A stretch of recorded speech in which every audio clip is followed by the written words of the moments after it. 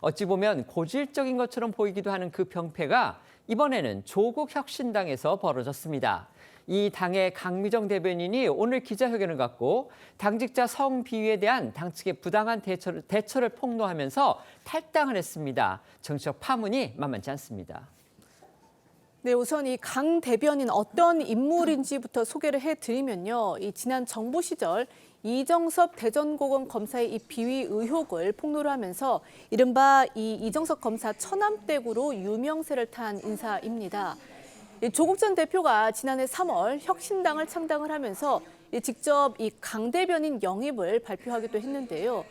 결국 조국 혁신당의 창단 멤버가 된 이 강 대변인, 그런데 오늘 이 기자회견을 자청해서 당에서 성추행 피해자를 도운 당직자를 징계하고 폭행까지 가하는 등 조직적인 괴롭힘이 있었다 이렇게 주장을 했습니다. 이 문제의 성비위 사건은요, 지난 4월 28일 조국 혁신당 당직자인 피해자가 이 당의 고위 당직자를 업무상 위력에 의한 성추행 혐의로 고소를 하면서 수면 위로 드러났습니다. 고소장에 따르면 피해자는 지난해 7월 택시 안에서 가해자로부터 강제추행을 당했고 지난해 12월엔 탄핵 찬성 집회에 참석한 뒤 회식 자리에서 부적절한 신체 접촉이 있었다 이렇게 주장을 한 것으로 전해졌습니다. 또 피해자는 메신저로 업무상 대화를 나누는 과정에서 가해자의 성희롱이 수차례 이어졌고 윤석열 전 대통령 파면을 촉구하는 삼보 일배를 할 때 자신의 뒷모습을 보며 또 다른 당직자의 모욕적인 성적 발언도 있었다고 주장했습니다. 성비위 사건이 보도를 통해 알려진 뒤 논란이 되자 당시 당대표 권한대행이던 김선민 의원은 개인의 일탈로만 보지 않고 조직적 문제를 성찰하는 계기로 삼겠다며 고개를 숙였는데요.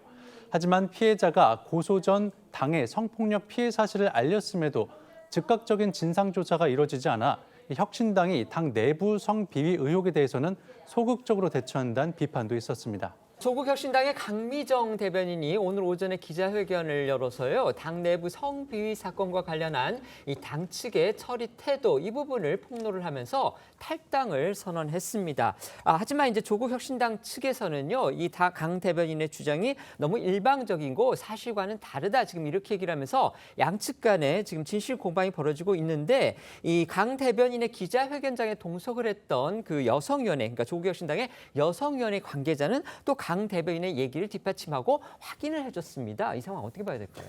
지금 강미정 대변인의 얘기하고 당에서 해명하는 부분하고 조금 좀 안 맞아요. 네. 그건 이제 사실관계가 다른 것도 있겠지만 아마 시각이 좀 차이가 있어서 그런 것 같고요.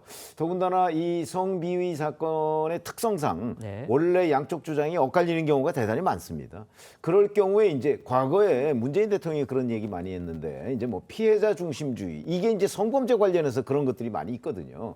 그래서 일단 강미정 대변인의 설명이 뭐 굉장히 구체적이에요. 네. 그다음에 사실은 가해자들한테 당해서 처리했던 여러 가지 방향, 뭐 최종적으로 한 사람은 제명되고 당원권 정지가 됐지만 오히려 그에 못지않게 피해자들에 대해 가해지고 있는 여러 가지의 뭐 억압이나 뭐 폭행 뭐 이런 사실도 대단히 중요하거든요. 그러면 결국 가해자를 뭔가 처벌하는 듯 하면서 피해자에 대한 괴롭힘도 있었던 것 아니냐 하는 네. 그런 이제 짐작을 하게 되고요. 그다음에 이런 것들을 보면 결국은 이게 작년 7월에 최초로 벌어진 사건이었는데 네. 올해 4월에 고소가 있기 전까지 그러면 수많은 아마 중간에 또 다른 얘기도 있었고 아마 해결하는 노력도 있었을 거예요. 근데 왜 이렇게 오랫동안 이 문제가 불거지고 그다음에 이렇게 되다가 올해 4월에 고소전까지 벌어졌느냐 하는 것들을 보면 저는 뭐 기본적으로 조사를 더 해봐야 되지만 지금까지 조국 혁신당에서 쉬쉬하면서 뭔가 가해자들을 좀 두둔하는 그런 기류는 사실인 것 아닌가 이렇게도 중점을 두고 있습니다.